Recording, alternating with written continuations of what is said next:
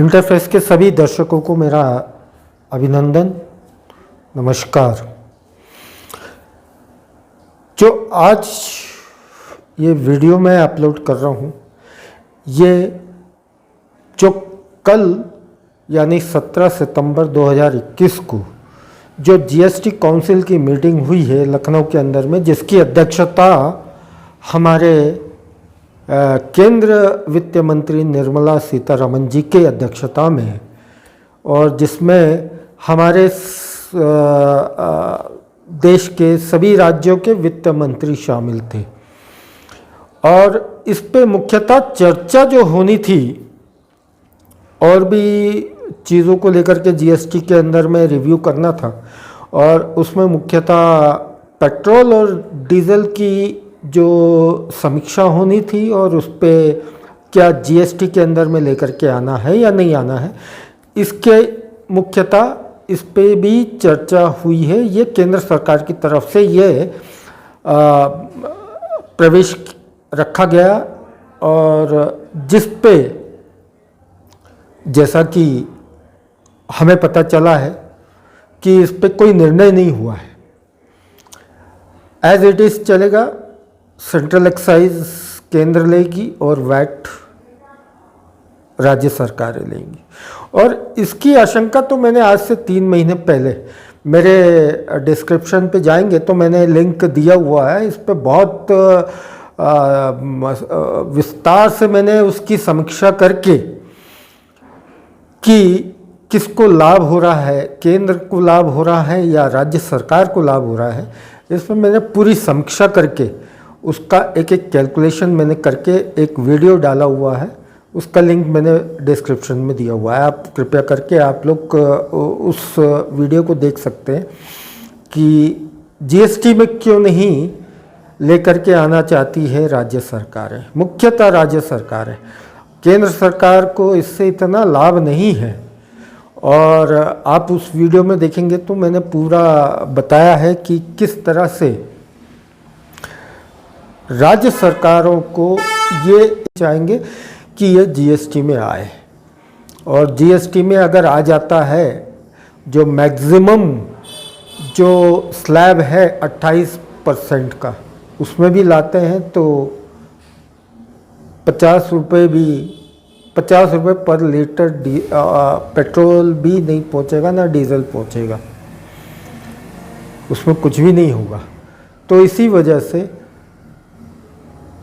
इस GST council में सारे राज्यों के वित्त मंत्रियों ने अपोज किया है, ऐसा हमें ज्ञात हुआ है। और मुख्यतः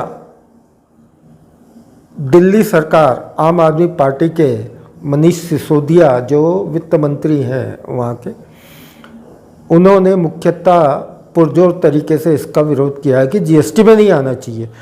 किसने लिया? और उन्होंने कहा, निर्मला जी ने प्रेस कॉन्फ्रेंस करते हुआ, it was decided we will report to Kerala High Court that matter has been discussed and council felt it was not the time to bring petroleum products under GST। लेकिन क्या आप जानते हैं कि ये जो निर्मला जी ने कहा है, जो काउंसिल के एक तरह से कहें कि काउंसिल ने ये कहा, वो बताते हुए, दरअसल ये बात हूबहू बिना किसी इफ बट के, किसने कहा आपको पता है क्या? ये समझना बहुत जरूरी है, क्योंकि राजनीति जब होती है ना, तो लगता है कि अरे ये तो कितने लोग, कितनी चिंता करने वाले लोग हैं जनता की। लेकिन सच ये है कि ये जो शब्द है, ये जो कहा है, ये केजरीवाल सरकार के वित्त मंत्री श्रीमान मनीष सिसोदिया जी ने कहा है। और उन्होंने यही कहा कि ये ठीक समय नहीं है जीएसटी लागू करने का। मैं जब इसको पढ़ रहा हूं तो मुझे लगता है कि ये आप सब लोगों को जरूर जानना चाहिए, अत्यावश्यक है कि आखिर कैसे ये जो नेता हैं ये राजनीति करते हैं, कैसे ये आपको धोखे में रखते हैं, ये बड़ा जरूरी है समझना। क्योंकि अगर आप ये नहीं समझेंगे तो यकीन मानिए टीवी की बहस में आपको ये नहीं समझ में आएगा कि आखिर क्या हो गया, और पता चलेगा कि आम आदमी पार्टी का प्रवक्ता वो चीख रहा होगा पेट्रोल डीजल महंगा कर दिया, और कोई चतुर सुजान भाजपा का प्रवक्ता होगा तो वो भी पलट के जवाब दे रहा होगा, और नहीं तो हो सकता है कि जवाब भी न दे पा रहा हो। लेकिन तब आप ये बात ध्यान में रखिएगा कि बाकायदा इस बैठक में, जिसको जीएसटी काउंसिल की बैठक जो जानी जाती है, जिसमें ये तय होता है कि किस उत्पाद पर कितना शुल्क लगेगा, कितनी कर वसूली होगी। ये देखिए, इसीलिए मैंने जो देश की सबसे विश्वसनीय बिजनेस वेबसाइट है, सबसे बड़ी है, उसका मैंने कोट उठाया। क्या कहा है मनीष सिसोदिया जी ने, जो दिल्ली के फाइनेंस मिनिस्टर हैं, वित्त मंत्री हैं। Not the right time to decide if petrol and diesel should be brought under the GST. Lot of revenue considerations are involved and more discussion on the topic is needed, says Delhi Finance Minister M. Sisodia. कुछ ऐसा ही जो केरल के जो वित्त मंत्री हैं उन्होंने भी कहा है। ये आप इसको समझिए, केरल के जो वित्त मंत्री हैं उन्होंने भी लगभग यही बात कही है, और कहा है कि भाई हमारा पैसा कौड़ी खजाना जो थोड़ा भर रहा है वो खाली हो जाएगा, इसलिए इसको फिलहाल नहीं लाना चाहिए जीएसटी में। तो अब आप इस बात को बहुत अच्छे से समझ लीजिए कि ये जो पूरा तमाशा चलता है आपके सामने टीवी की बहस में,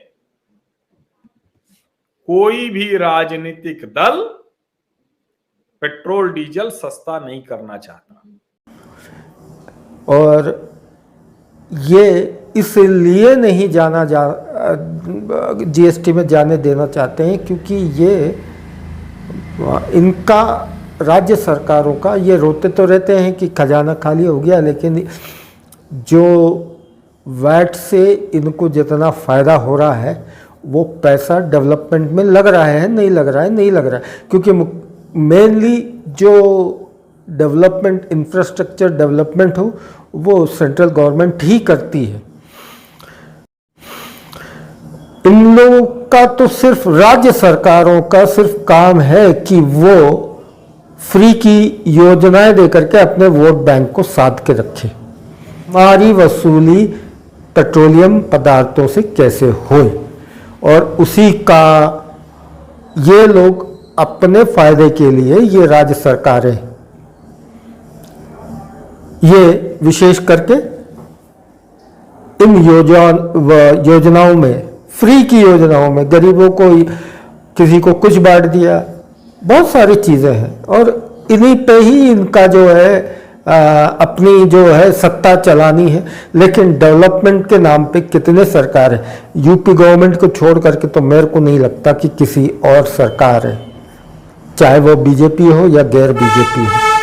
हाँ, बीजेपी में फिर भी बहुत सारी चीज़ें, लेकिन मैं एक बात पूछना चाहता हूँ, अगर सारी बीजेपी, केंद्र की सरकार बीजेपी में है, अगर उन्होंने प्रस्ताव रखा है कि जीएसटी में क्यों नहीं ये पुरजोर तरीके से, जितनी भी है 15, 17, 16 राज्यों में बीजेपी की सरकारें हैं, वो लोग क्यों नहीं अपना पक्ष रखते हैं? उनको भी अपना पक्ष रखना चाहिए कि हाँ, इसको जीएसटी में लेकर के 4-5 जो है दूसरे गैर बीजेपी सरकारें हैं, चाहे वो कांग्रेस की हो, टीएमसी की हो, वाईएसआरसीपी हो, टीआरएस हो, या कम्युनिस्ट पार्टी केरला की हो, डीएमके हो, ये लोगों को, इन लोगों का तो विरोध करना बनता है, लेकिन क्या बीजेपी वाले भी विरोध कर रहे हैं? अभी तक के इस विषय पे अभी तक कोई खबर नहीं आई। धन्यवाद।